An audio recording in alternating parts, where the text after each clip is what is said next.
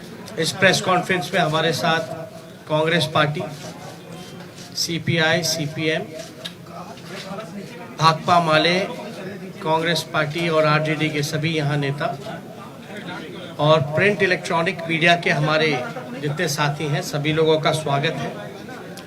सबसे पहले मैं बड़ा विनम्रता से हाथ जोड़ करके नतमस्तक हो करके बिहार की जनता को धन्यवाद देना चाहूँगा।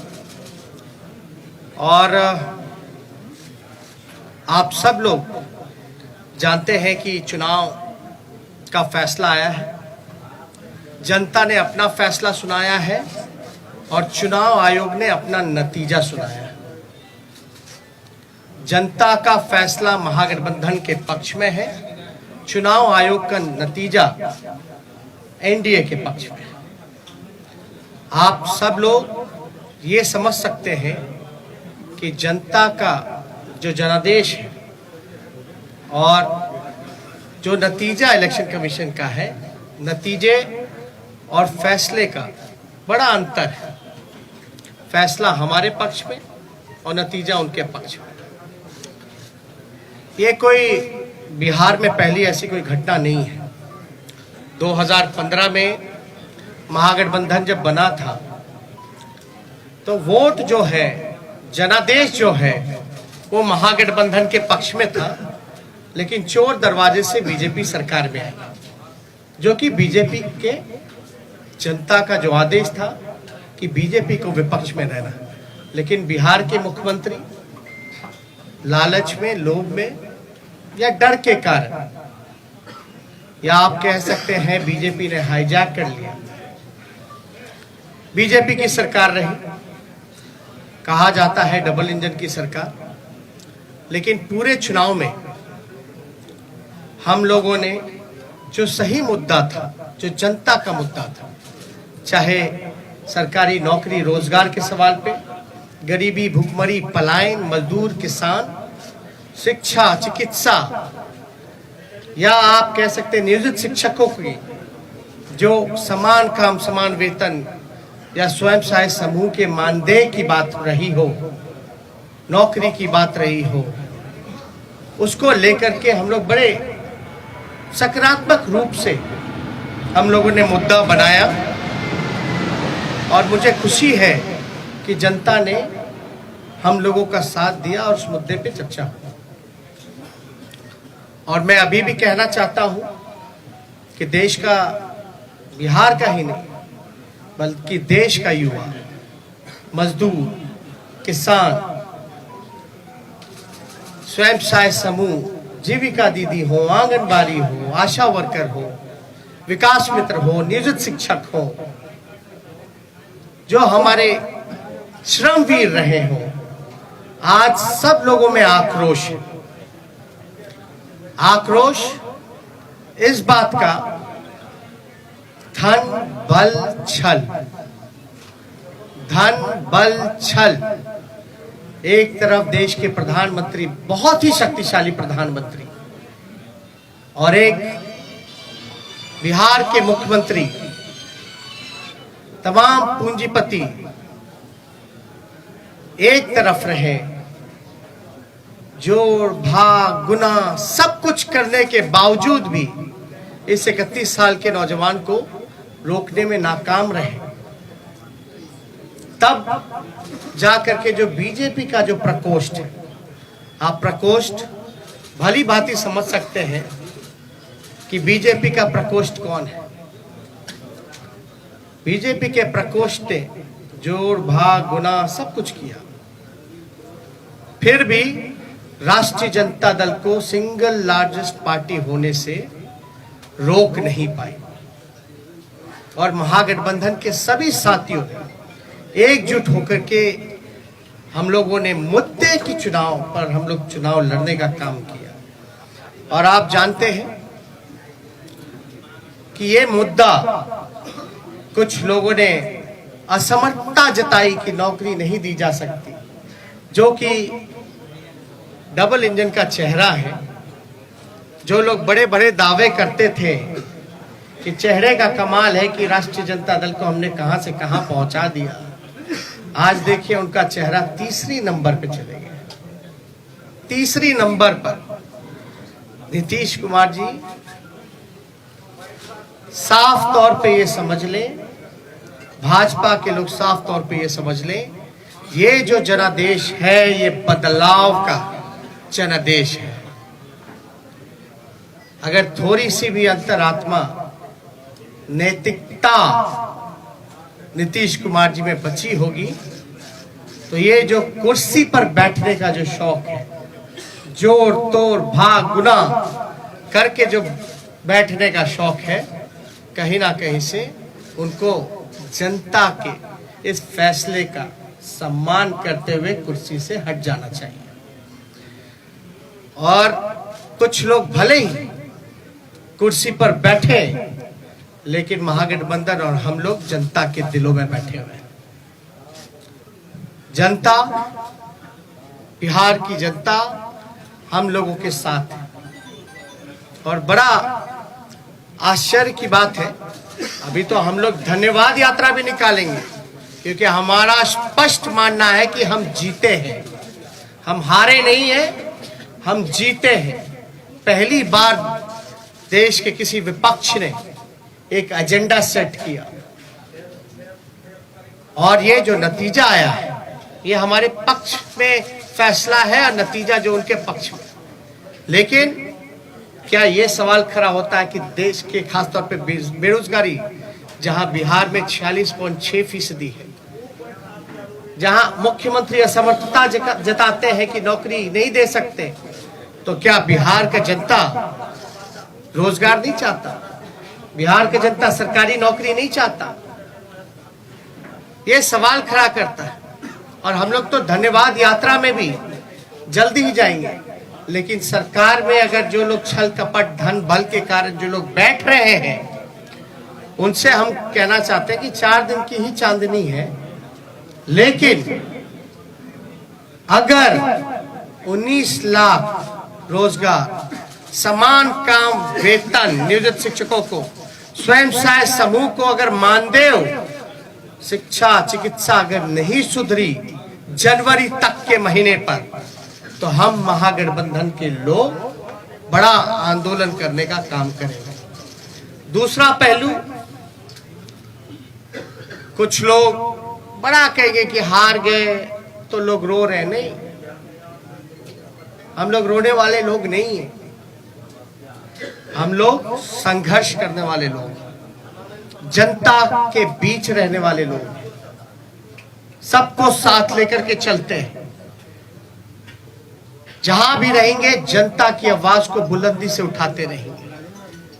लेकिन आप सब लोग देखिएगा कि आखिर कहां जोर तोड़ भाग गुना हुई। तो कुछ सवाल है, हम आपको counting of postal ballot papers की प्रक्रिया बता दें। काउंटिंग पोस्टल बैलेट में एक दिन पहले ही राष्ट्रीय जनता दल के पेज से एक वीडियो जो है एक जारी किया गया था, ठीक चुनाव से पहले। उस वीडियो में साफ तौर पे दिखाया था कि रात के अंधेरे में आरा में रात के अंधेरे में एक गाड़ी निकली, उस गाड़ी में पोस्टल बैलेट के बक्से निकले। चुनाव आयोग बताए कि रात में कोई भी ट्रांसपोर्टेशन, चुनाव के वोट बक्से कोई इधर से उधर ले जाया जा सकता है, नहीं ले जाया। और अगर आप इन्हीं के लॉस की बात करें इलेक्शन कमीशन का कि क्या प्रोसीजर होना चाहिए, counting of postal ballets paper 15.15.4 इनका पॉइंट है, उन्हीं का इलेक्शन कमीशन का। As per the requirement of Rule 54A of CE Rules 1961, the postal ballot shall be taken up for counting first at the returning officer's table. मतलब postal ballot की गिनती जो है उसकी प्रक्रिया पहले होनी चाहिए। साफ तौर पे इसमें लिखा है। और under the law rule 54A of the conduct of the election rules 1961, the postal ballot papers are to be counted first. It is clarified further that it is not necessary to wait for the counting of postal ballots to be completed before counting of votes recorded in EVM starts. मतलब आपको जरूरी नहीं आप इंतजार कर सके, आपको प्रक्रिया जो है समांतरण शुरू कर देनी चाहिए। वोटों की, पोस्टल बैलेट की वोटों की गिनती पहले ही शुरू कर देनी चाहिए। ये मेरा नहीं है, ये तो चुनाव आयोग का है।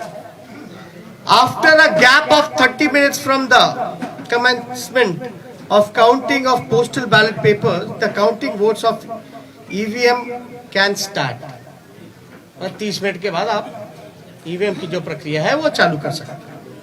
Counting of postal ballot paper shall be done at returning officers table. All postal ballot papers received by returning officer should be brought before him, her. Only such postal ballot papers are received before the hour fixed for commencement of the counting shall be counted. तो इसमें साफ तौर पे ये जिक्र किया गया है कि प्रक्रिया जो है पोस्टल बैलेट की पहले होनी चाहिए, और जरूरी नहीं है कि आप जो है पहले ईवीएम के ही करिए, आप पोस्टल बैलेट पहले काउंट कीजिए, उसके 30 मिनट बाद आप ईवीएम की गिनती चालू कर सकते हैं। एक और है 15 पॉइंट, पेज नंबर 260 में जाके देखिएगा। In case the victory margin is less than total numbers of postal ballot received, then there should be a mandatory reverification of all postal ballots in the presence of observer and the RO. All the postal ballots rejected as invalid as well. Postal votes counted in favor of each and every candidate shall once again be verified and tallied. The observer and the RO shall record the finding of re-verification and satisfy themselves before finalizing the result. The entire proceeding should be videographed without compromising the secrecy of ballot, and the video cassettes CD should be sealed in a separate envelope for future reference. इसमें साफ तौर पे है कि आप चाहे postal जो invalid हो या वैलिड हो, आपको ऑब्जर्वर और इन सब के सामने जो है वीडियोग्राफी करा करके इसका सीडी भी जितना वीडियोग्राफ्ट है, कैसेट्स है, इन सब को सील करके रखा जाए। और ये सील का जो ड्यूरेशन होता है ये बड़ा इंटरेस्टिंग है। चुनाव नतीजे के 40 दिन तक इलेक्शन कमीशन को ये अनुमति है कि वो पोस्टल बैलेट्स को जो है सील रख सकते हैं। आप शिकायत जो होगा आपको सेटिस्फाई करना है। You have to satisfy all the candidates whether if they have doubts, because ये इलेक्शन कमीशन की ड्यूटी है। अब एक और इंटरेस्टिंग डेटा आप लोगों को हम बताना चाहेंगे। एनडीए को जो कुल वोट मिला 1,57,728। मैं दोहरा दूं, एनडीए का जो कुल वोट है 1,57,728, जिसका प्रतिशत निकल के आता है ऑल ओवर चुनाव का 37.3। महागठबंधन को वोट जो मिले 1,56,88,458, 1,56,88,458 जो कुल प्रतिशत महागठबंधन का निकल के आता है वो 37.2। हमें मिले 37.2 और एनडीए को मिले 37.3। यानी 1 पॉइंट का अंतर है। पॉइंट वन का अंतर है, जो कि अगर वोट में अगर कन्वर्ट करें तो ये 12,270 वोट का अंतर, यानी एनडीए और महागठबंधन का कुल वोटों का अंतर 12,270 का है। अब 12,000 में वो उनको 15 सीट लीडिंग पे है, आगे है। ये आश्चर्य की बात है कि 12,000 में वो 15 सीटें जीत गए।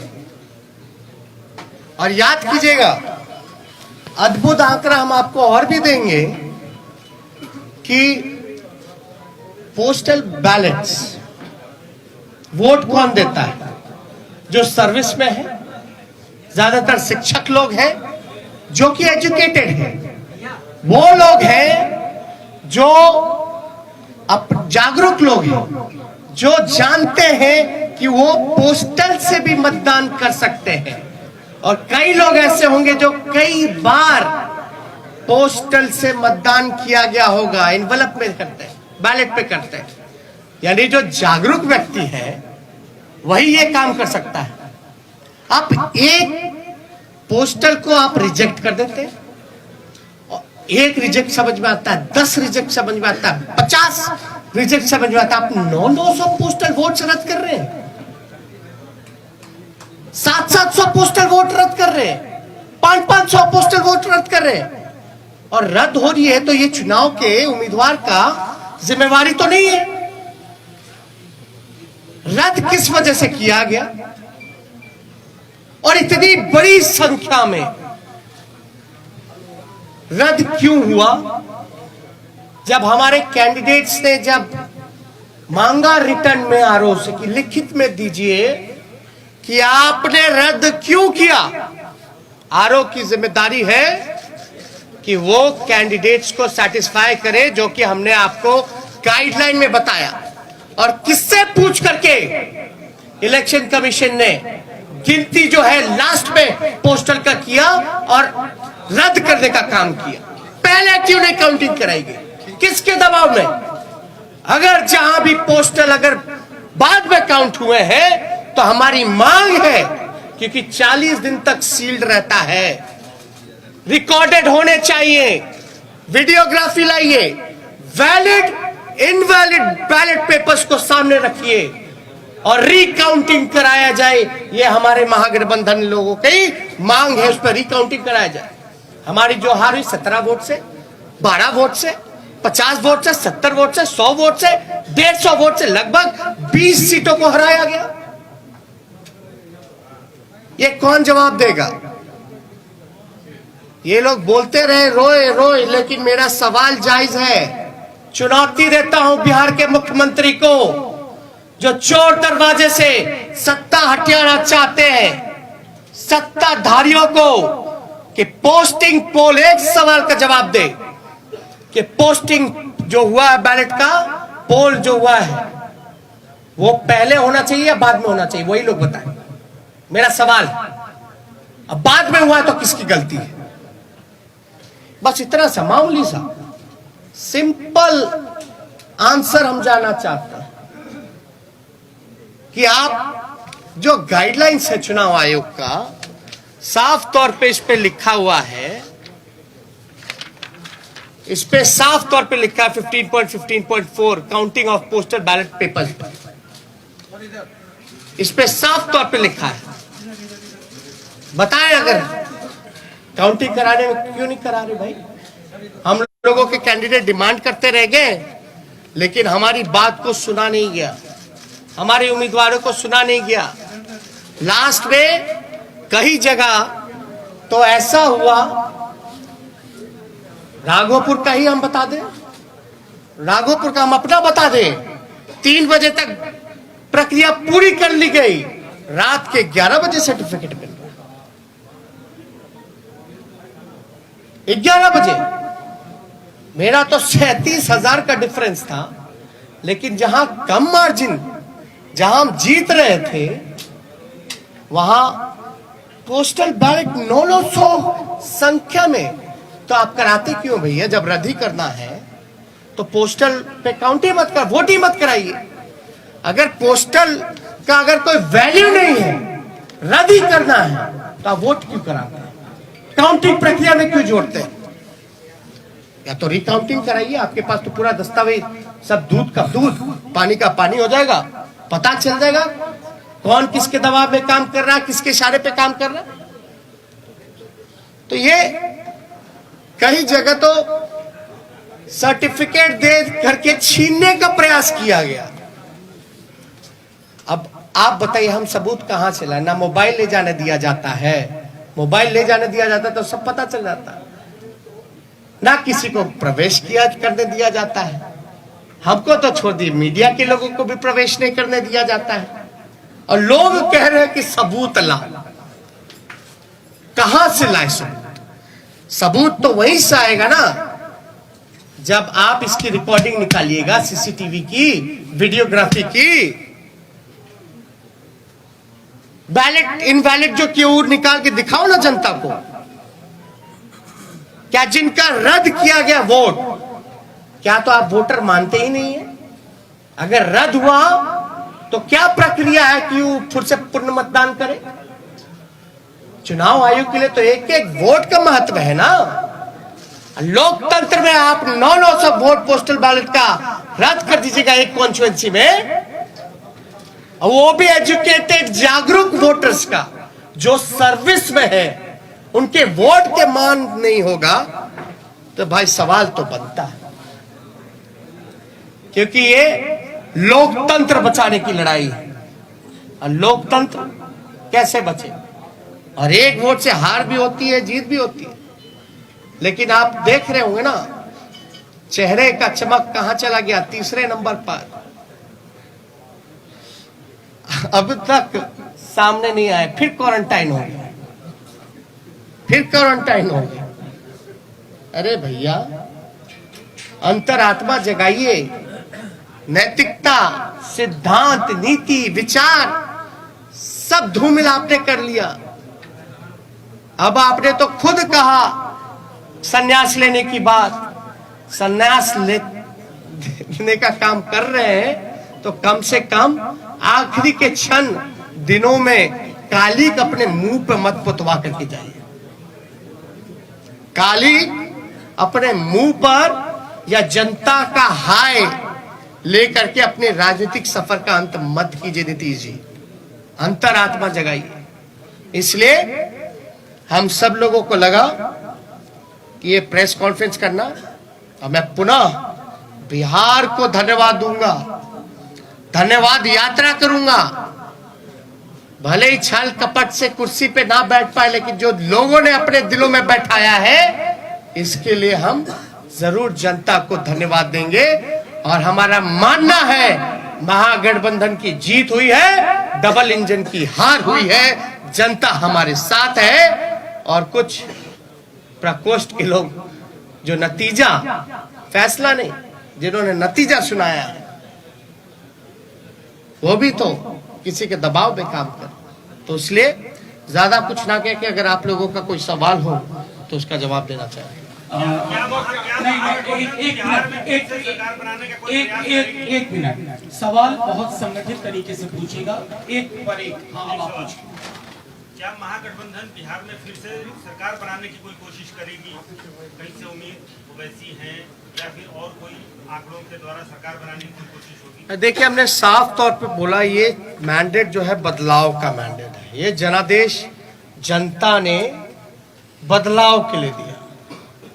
तो जो लोग बदलाव के साथ हैं, इन चीजों को समझेंगे तो जरूर वो अपना फैसला लेंगे।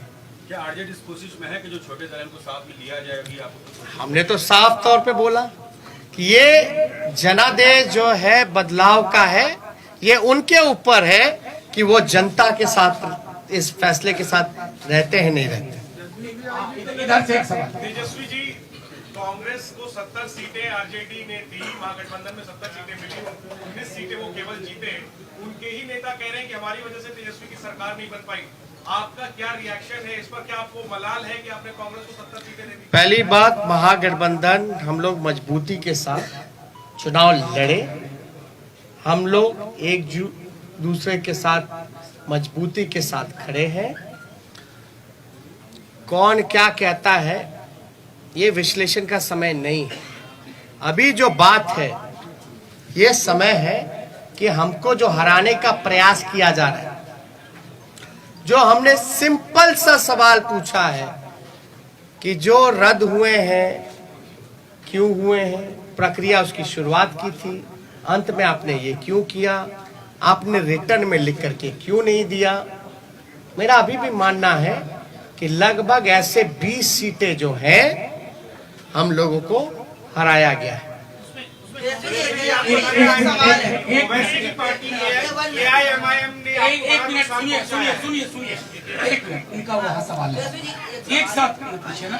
सवाल ये है कि 119 के आंकड़ों तक आपने छुआ, फिर 108 हो जाता है, फिर 110 पे उसको कर दिया जाता है। चुनाव आयोग 5 घंटे इतने में उलझा के रखता है, इसको लेकर क्या कहना है? और कहीं ना कहीं ओवैसी ने आपको जो है एक तरह से देखा जाए तो नुकसान पहुंचाया।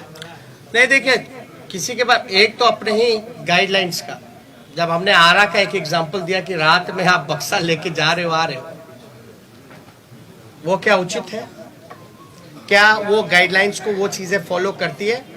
वो तो एविडेंस हुआ ना, वो तो एविडेंस है।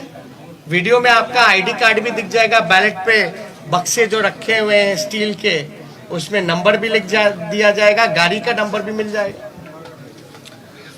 तो उसमें हम तो स्पष्ट रूप से मान रहे हैं कि हमको तो कम से कम 130 सीटें महागठबंधन को मिली है। 130 सीटें मिनिमम महागठबंधन को मिली है।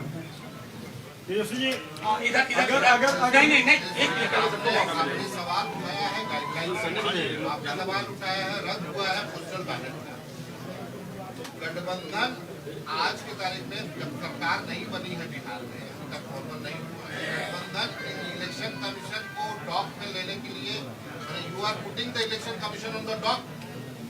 I have been asking simple question to release, to satisfy the candidates whatever their queries has. That's it. If they will not satisfy the candidates, then we might go to the court. और sir आपको लगता है कि Owaisi party AIMIM ने आपको बड़ा नुकसान पहुंचाया है, खासकर अगर सीमांचल की बात करें? और क्या महिला मतदाताओं का रुझान इस बार भी आपके पक्ष में नहीं आया है क्या? ये बहुत ही अच्छा सवाल। हम तो कह रहे हैं हम 130 सीट जीते हुए हैं, हम तो बहुमत में आ गए, हम तो बोल रहे हैं कहां नुकसान पहुंचाया। दूसरी बात, साइलेंट वोटर्स, ये साइलेंट वोटर्स है कि इनविजिबल वोटर्स है? और साइलेंट वोटर क्या बोल रहा है? आप लोगों को कौन बोल दिया कि साइलेंट वोटर ने एनडीए को वोट दिया? हम तो जानना चाहते हैं। तब तो साइलेंट वोटर रहा ही नहीं ना। जब प्रधानमंत्री जी साइलेंट वोटर का जिक्र कर रहे हैं, उनके पर तो लोग बड़ा वोकल होते थे, अब साइलेंट हो गए। और साइलेंट हो गए तो प्रधानमंत्री जी को कान में जाके बोल दिया गया। जब बोल ही दिया तो साइलेंट कहां रह गए? ये साइलेंट वोटर थे ही नहीं, ये साइलेंट वही है जो इनविजिबल वोटर है, जो कि बीजेपी के प्रकोष्ठ है।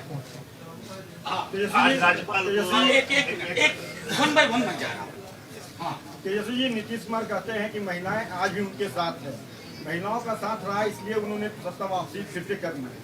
दूसरी बात, आप कह रहे हैं कि हमारे साथ अन्याय हुआ है, तो क्या न्याय पाने के लिए कोर्ट का दरवाजा खटखटाएंगे, सुप्रीम कोर्ट, हाईकोर्ट जाएंगे आप लोग?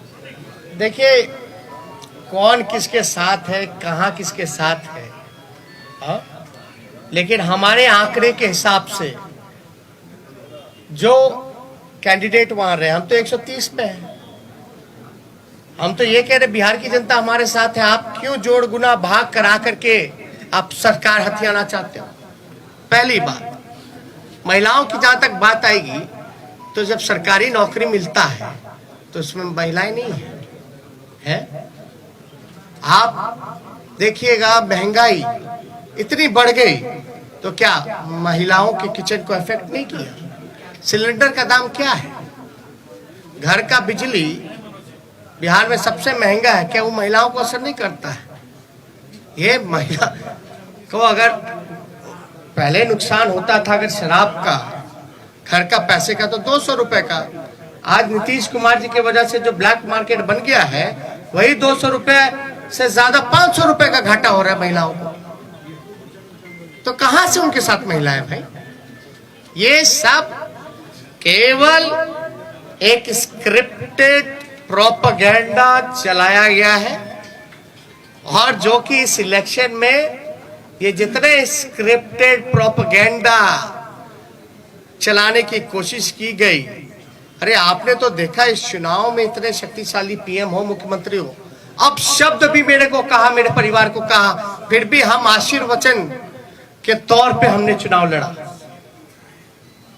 तो कहां से आपका, देखिए सिंपल, मैं तो सत्ता में बैठे लोगों से भी पूछना चाहता हूं कि आप बताइए प्रोसीजर क्या है पोस्टल का, गिनती की क्या प्रक्रिया है, क्या वो फॉलो हुई है, नहीं हुई है?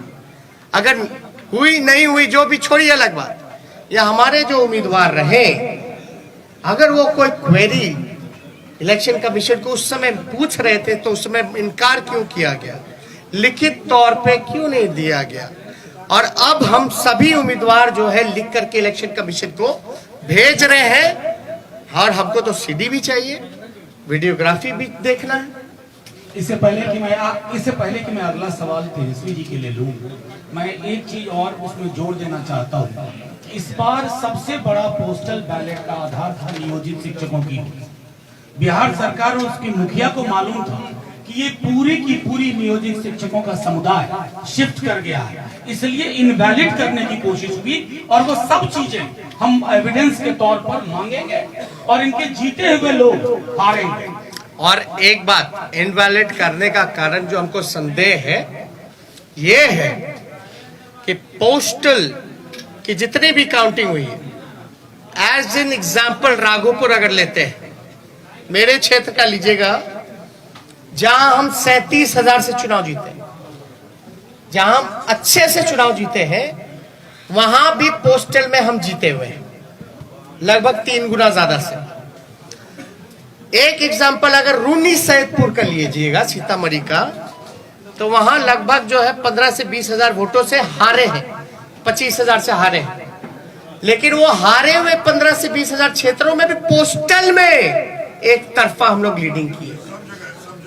यानी पोस्टल में जो मनोज झा जी ने कहा कि ज्यादातर पढ़े लिखे लोग शिक्षकों का, नियोजित शिक्षकों का रहा है, जिन मुद्दों के साथ हम समान काम समान वेतन दिलाने की जो बात कही थी, हमारे पक्ष में वो वोट मिले जिसको रद्द किया गया।